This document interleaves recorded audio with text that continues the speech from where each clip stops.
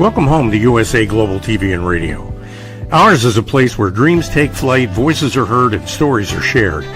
This is where cultures meet, connections are formed, and ideas are transformed into action. This is your destination for authentic storytelling, diverse perspectives, and meaningful conversations. We're where global stories unite and bridges are built beyond all borders. Discover our world of education, entertainment, hope, and inspiration. Together, we're building bridges worldwide. Subscribe to our USA Global TV channel and download our USA Global TV app. Be our guest or join our team. Visit usaglobaltv.com. With heartfelt thanks to our executive producer, Dr. Jacqueline Kerbeck, music scored by Yifei Tang from Cloud Road Music, creative direction by Paul Garcia, and I'm Al Cini, and I'm very proud to be part of the USA Global TV and Radio family. So join us here at USA Global TV and Radio. Make us your home for global connection. All rights reserved. This video and its contents are the exclusive property of USA Global TV and Radio. Unauthorized use, duplication, or redistribution in any form is strictly prohibited. Thank you for being a part of our global community. Let's inspire together. Hey, everybody. I want you to think a little bit about what happens when it comes to nation building, what happens when the shooting finally stops. Now, most of us here, especially here in the West, are familiar with the difficult process of creating nations, often through civil war and a great deal of strife. Eventually, that period has to come to an end, and the nations that evolved from that, we're talking about the 7 nations that used to be Yugoslavia in the Western Balkans. We're talking about those 7 nations. What happens when the shooting stops? And there we are in the middle of a European community and in a very important part of the world community. What these nations need to become now are partners in economics, not just on the battlefield, but in the marketplace. So we've got a couple of experts we're going to be talking to. Our key Balkan expert, Sabri Agimi, is joining us. And Sabri, maybe we can start with you today. Where do these nations find themselves now with respect to establishing partnerships among themselves and with Europe in general? Thank you, Alcina. It's good to see you again, and it's such a topic to talk about. I just got to say something about me. I'm not as an expert, but I'm quite knowledgeable on that region because I was born and grown there, and certainly lived in Europe and seen everything. But then, yes, as we spoke about a few kind of programs before, a couple of programs, how Yugoslavia was, how dismantled, and how came to the settling of the war and intervention of NATO, administration from United Nations to some of the countries and so on. Now we came to one of the stages that actually out of that country it became 7 countries. And now we're trying to get our feet together to actually walk with the rest of civilization. Of course, coming from the war as vicious as it was during Yugoslavia time, special war in Bosnia, Croatia, in Kosovo, that was 80% of the buildings was ruined, and certainly all the people were displaced. It takes quite a bit of time to actually reset, to come back to the normalization, normal country, as to say, with all administration that needs, and certainly well-being of the people itself as well. So there is a bit of issues, although there's 25 years ago the war was over. I'll say 25 years, 26 years. And was worked quite a lot with different bodies to bring the countries together. Yeah, that's I think this is a good point at which to bring in our team member, Red O'Laughlin. Red, if you could join us. I know you were there toward the end of the conflict, and maybe you could talk a little bit about your experiences there. I was there in 98, 99. I retired. I was 31 years in the military. I got an invitation to Vietnam at the beginning on active duty. I spent 20 years in the reserves. Then I got recalled to active duty toward the end of my career. I was on active duty for about 6 years. I ended up in Stuttgart, Germany with UCOM, but my responsibility was for 89 countries in Europe and Africa, specifically for the reservists. And so if you had a reserve, whatever country you were in, whether it's in Africa or Europe, that fell under my purview for support. So we had a lot of Marines, Army, Air Force, Navy serving in Bosnia and in and around various places. And so whatever reserve issues were there, we had to resolve it. My particular group there in Stuttgart. And so I would travel down there periodically. I'd be down in Sarajevo. I'd be up in Tazar. I'd be in various places in support. But most of the time, I'd send my staff down. But there were times when you needed somebody. I was over there on a particular mission with a DoD rep and several other O6s, and we were helping Poland and Czech Republic and other places, help them with their reserves. How do they get their border guards to be more effective and more efficient within their own government? And so I was working with that, and then did some teaching down there and a few other things. But basically, I was down in Sarajevo and sometimes in the French sector, and then I'd be out in Tuzla in the American sector. So it depended on what was going on, where I was, and what I was needed for.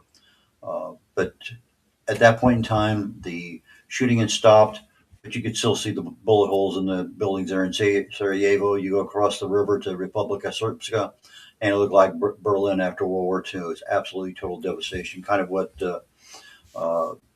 Sabri was talking about with regard to Kosovo.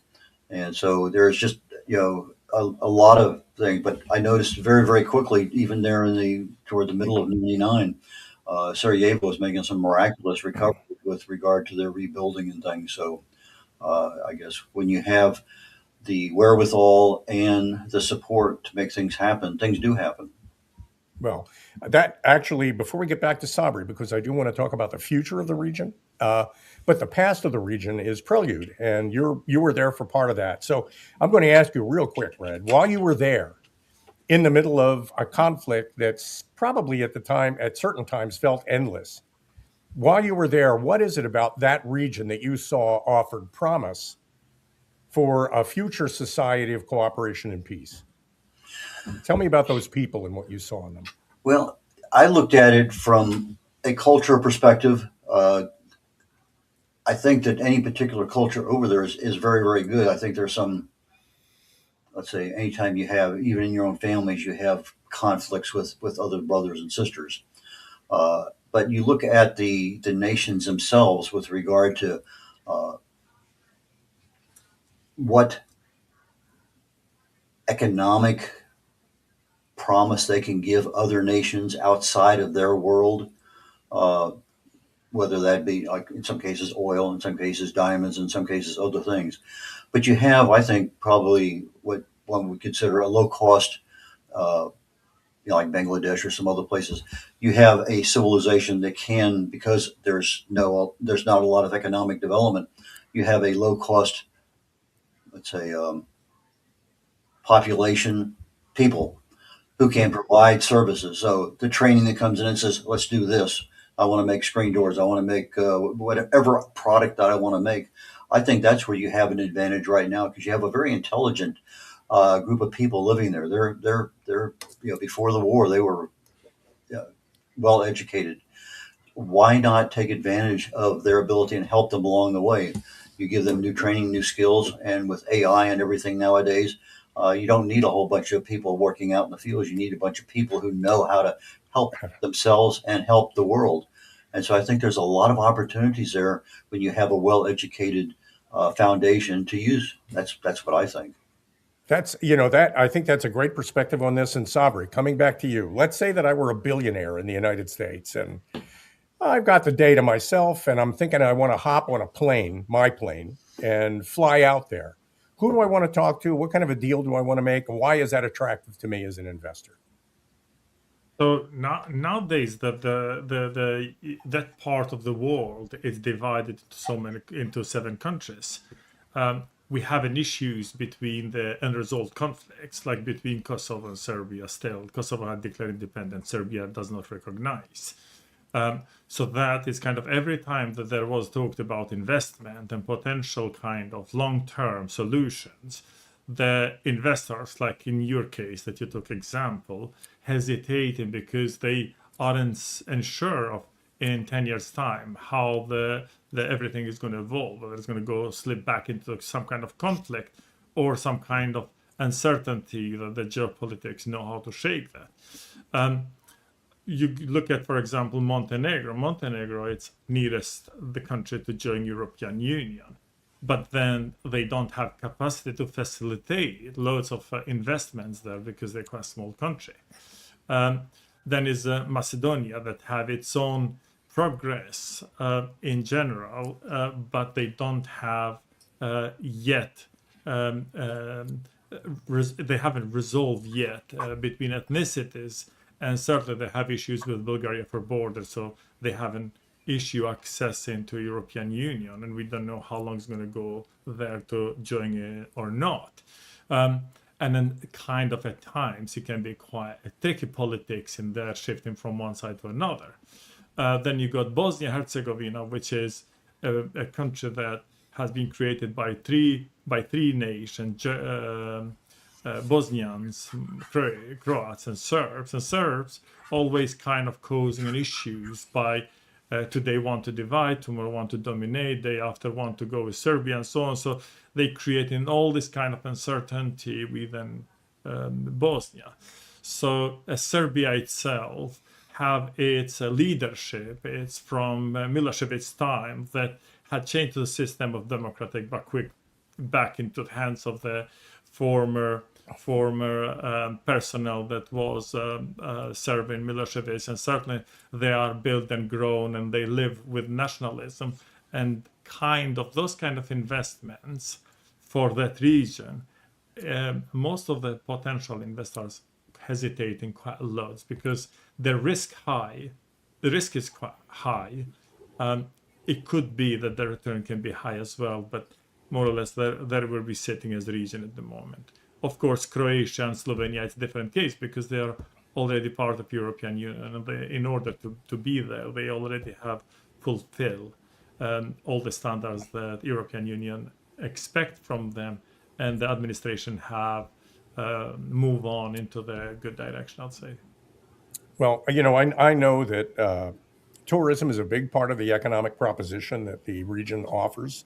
It's a beautiful part of the world, just across the Adriatic from Italy. So there's a lot to offer just right off the bat to a billionaire stepping off his plane or her plane and wanting to just enjoy the area. But I guess my question to you is, you mentioned risk, and I've been presenting this, and maybe I'm doing it incorrectly. I've been presenting this as a period of time when the shooting is stopped. Has the shooting stopped? Is this part of the world at peace now? So the shooting had stopped, like I said, 25 years ago. There was a few issues with northern Kosovo that was influenced mainly by Serbia to keep Kosovo as an functional state until recently. However, the risk of attacking Kosovo in any way there was quite low or nearly zero, because it's KFOR, the security force that it's created by NATO, and it's responsible to make sure that that country does not slip back in conflict, and certainly they would not go as far as having a conflict as a let's say conflict between Serbia and Kosovo in this case. I think that is near zero, so it's not happening. And certainly with the new shifting that had happened recently with Belgrade kind of accepting Ukrainian president and start kind of changing what it seems like changing the position of its of Serbia, instead of being pro-Russian, thinking of pro-Western based on these last movements. I think that it's kind of going to faint away, and hopefully we're going to go back to some kind of normality in near future. That's a bit of sign very recently that happened. Red, how does this square with your experiences in the area, and what do you see? Why don't you ask the question a different way? Ask me the question a different way. I was listening to what Sabri was saying. I'm sorry. No, I to repeat. I forgot the original question. How does this, what you're hearing from Sabri, square with your experience in the area? When you have personality conflicts with someone or a group with somebody, Christians and Muslims, Protestants and Catholics in Ireland. It takes a long time for that, whatever caused the conflict to start with, to ameliorate, and eventually you can work with somebody even though you may disagree with them. 25 years, that's a generation. Whoever was actively involved at the end of the 90s is retired or no longer seriously involved. Now you have people who were never part of the war and they're now in their 20s. And I see that they don't have that experience in their bodies, their minds, where, okay, I could probably work with somebody else because I don't have that intensity of whatever for or against another nationality, group, religion, whatever you want to look at that one. So I think what Sabri's saying is correct.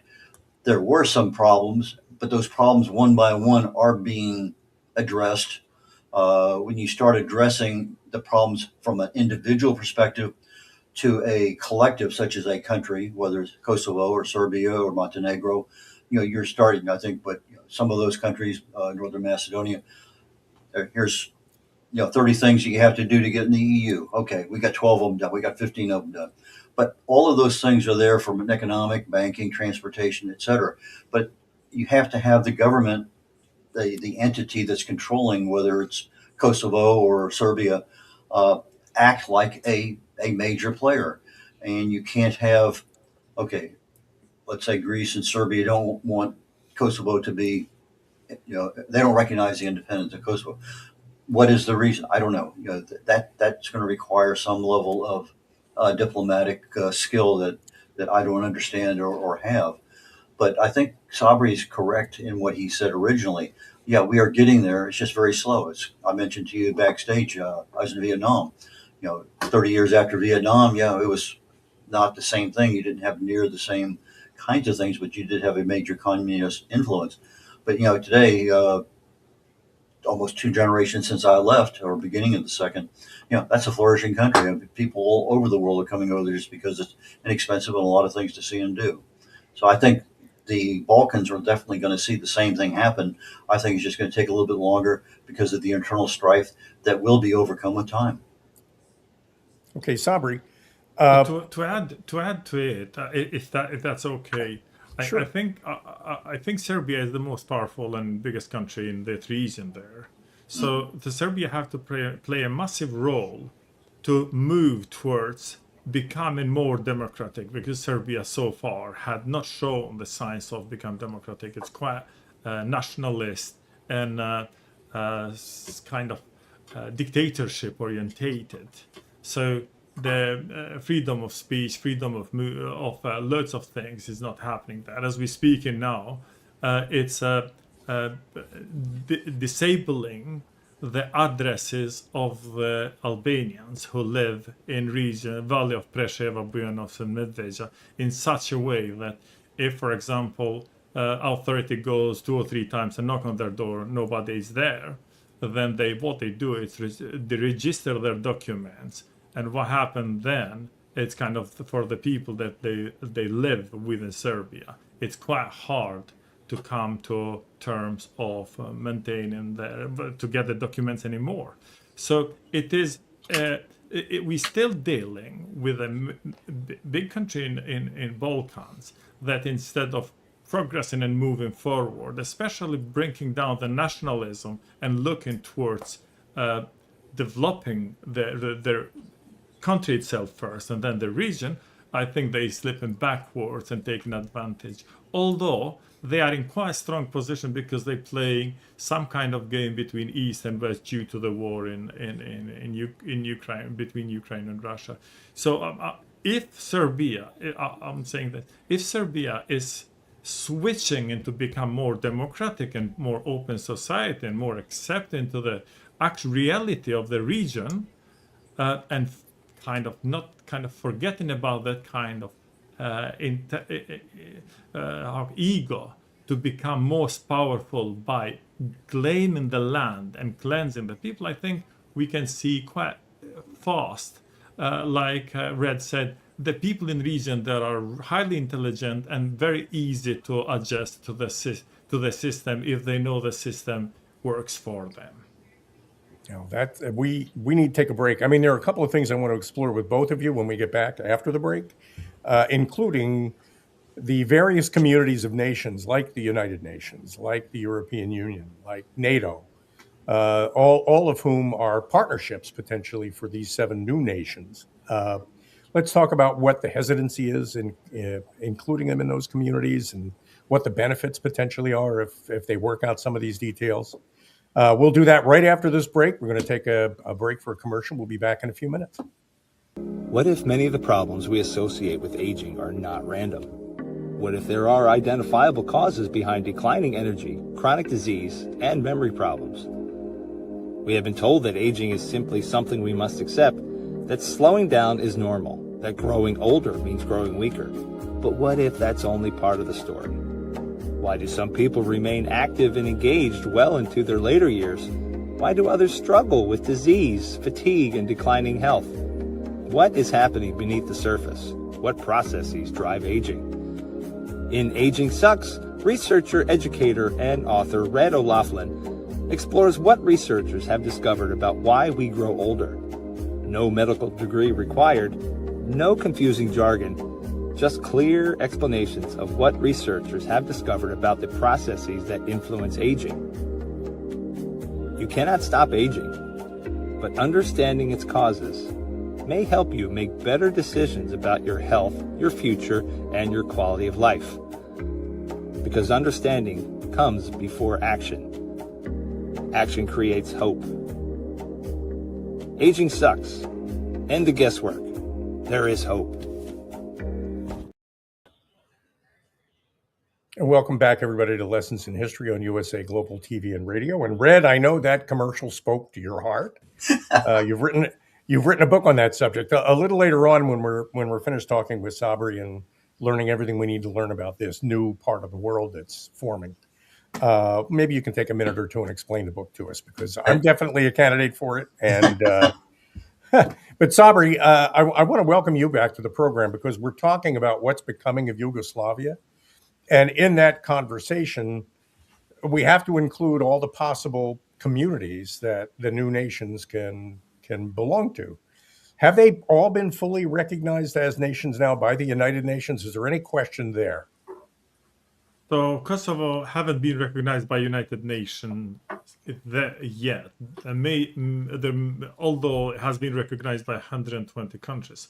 The veto is being held by Russia and China mostly. Certainly Serbia is the country that we have disputes, and they kind of failing to recognize Kosovo as an independent country, claiming as their own part. Although the ICJ, International Court of Justice, have kind of approved that the declaring of independence of Kosovo in 2008 in any way does not violate the international law, Serbia still failing to understand and take that as serious. So the rest of the country are recognized by United Nations: Serbia, Montenegro, Bosnia Herzegovina, Croatia, Slovenia, of course, and Northern Macedonia. So in the UN, the holdup could be the veto power of the Chinese and the Russians in that process, and I guess that's a political angle that has to be worked out. But what about the European Union? What about becoming full-fledged members of the EU? So to become a member of EU, we need to fulfill quite lots of conditions, but the major one is normalization report to Serbia. Which Serbia refused to do so. Now, what is here unfair about it, and the way we've been thrown on it? Serbia does not show interest as such as joining European Union as much as Kosovo does. Serbia played the role between East and West, while Kosovo is West and West only.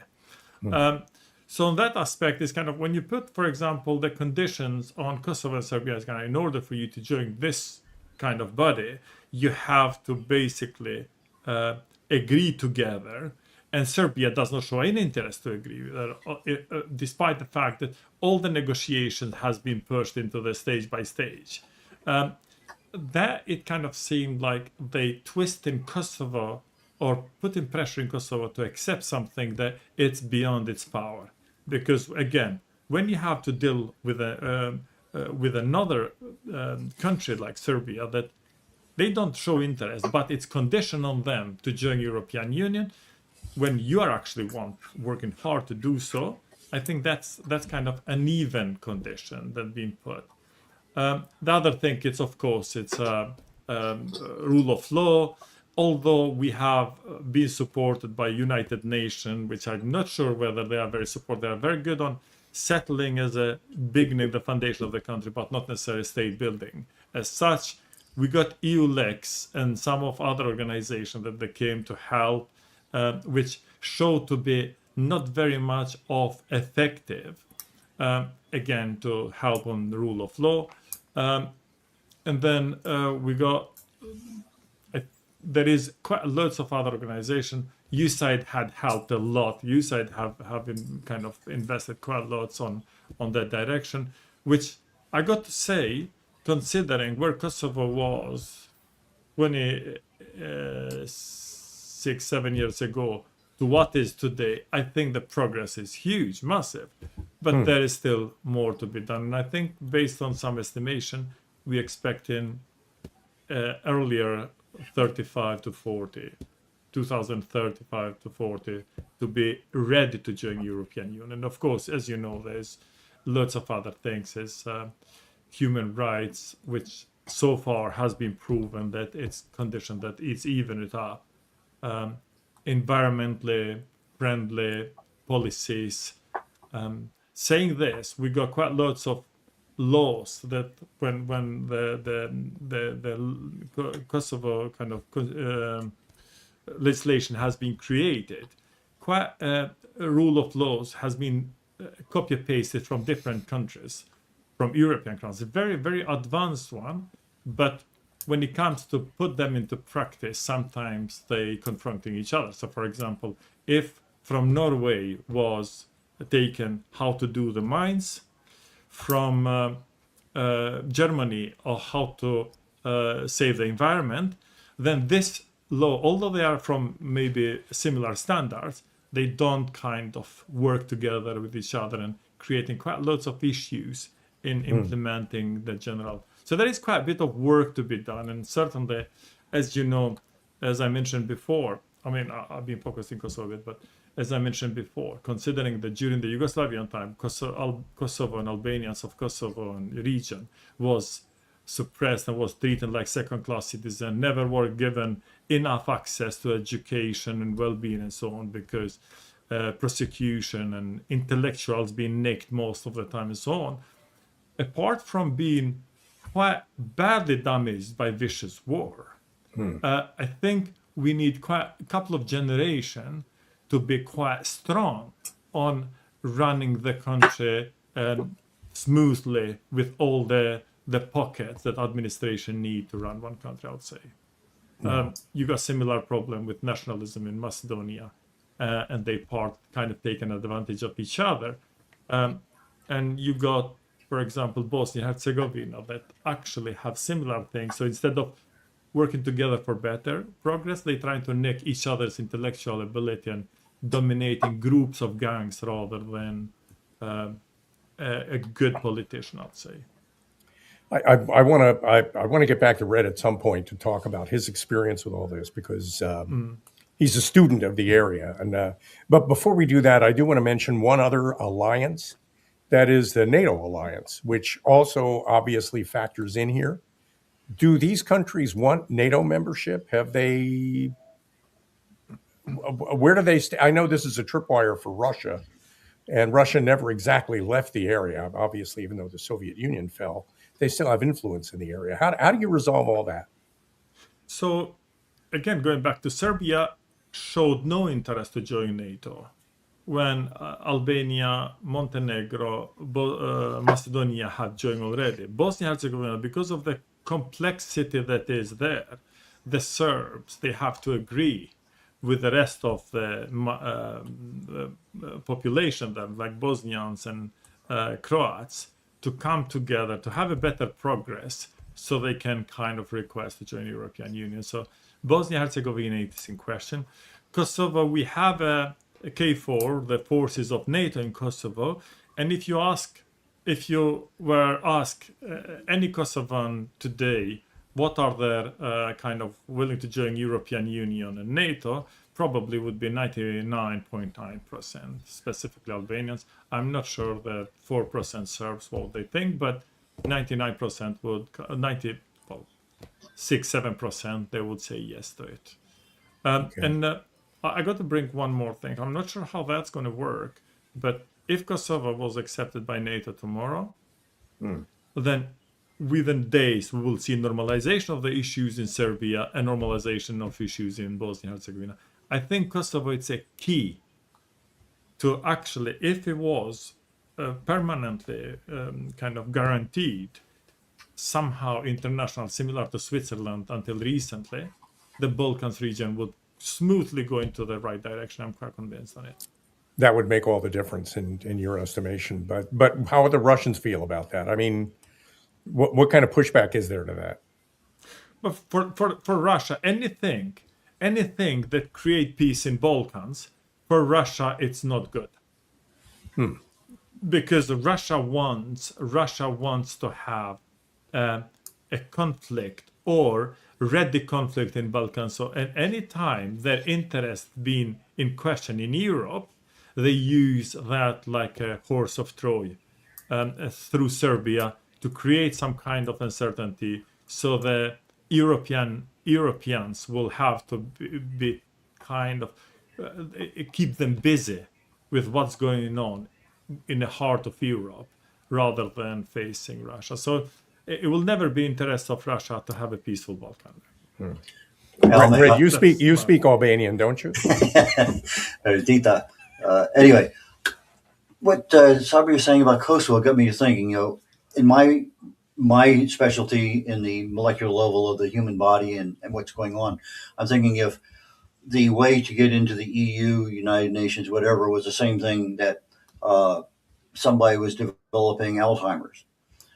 There's a dozen different pathways that develops. Okay, if I use that same analogy, I want to have membership in the EU. Well, there's 30 things that have to happen. That's 30 different pathways. But that first pathway that gets to the brain that causes the problem is the one that's blamed.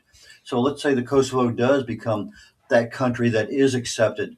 That automatically pushes everything out. So you have, I think, several pathways, whether it's transportation, human rights, recognition, lots and lots of things. These are all different pathways toward getting that end result. So if you get to that end result by one over another, such as Kosovo becoming that recognized independent and member of, then that forces other things to happen. Maybe Serbia doesn't want to recognize it, but the mere fact that everybody else in the world is, now they're in a different position and their strength is not near as good as it was. So I think I'm just applying it from a biological perspective, but I think the tentacles are very similar. That if Bosnia Herzegovina is going down several of these pathways and they have these 12 checked off and they got another 5 planned for next year, eventually there's going to be so many things that are going to make it happen, even if they don't have that recognition from someone else, that it's going to happen because they're developing as a nation, they're developing as a world player, they're developing as a provider of services that others need.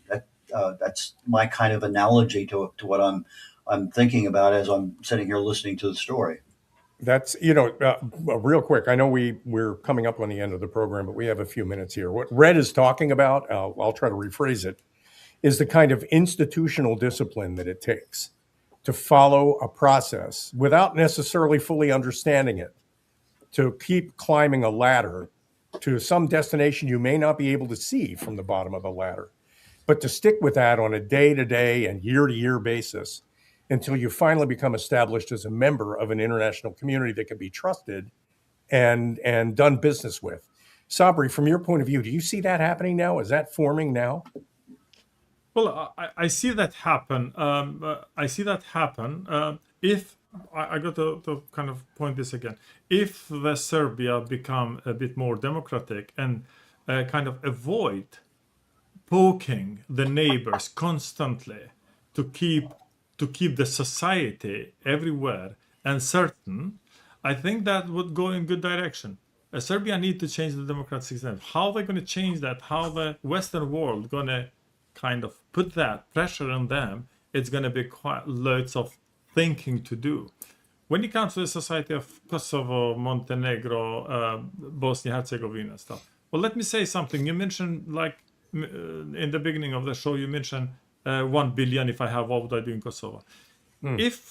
If we, for example, as a European Union, United States and Western world country, if you came together and kind of focus and say, okay, let's invest in Kosovo 2 billion or 3 billion or 5 billion only in university and get the best, get like 4 or 5 universities that are, and to equalize them within 10 years time with the rest of Europe, I think you already have created the society that actually will kind of fulfill all the terms that are required by European Union. Because what we need, apart from we need the will we have the will to go with the European Union.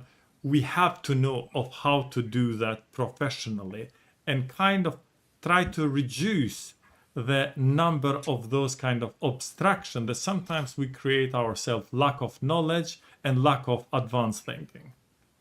Well, for those billionaires who are watching the program, in 10 minutes from now, you're going to be wheels up on your private jet.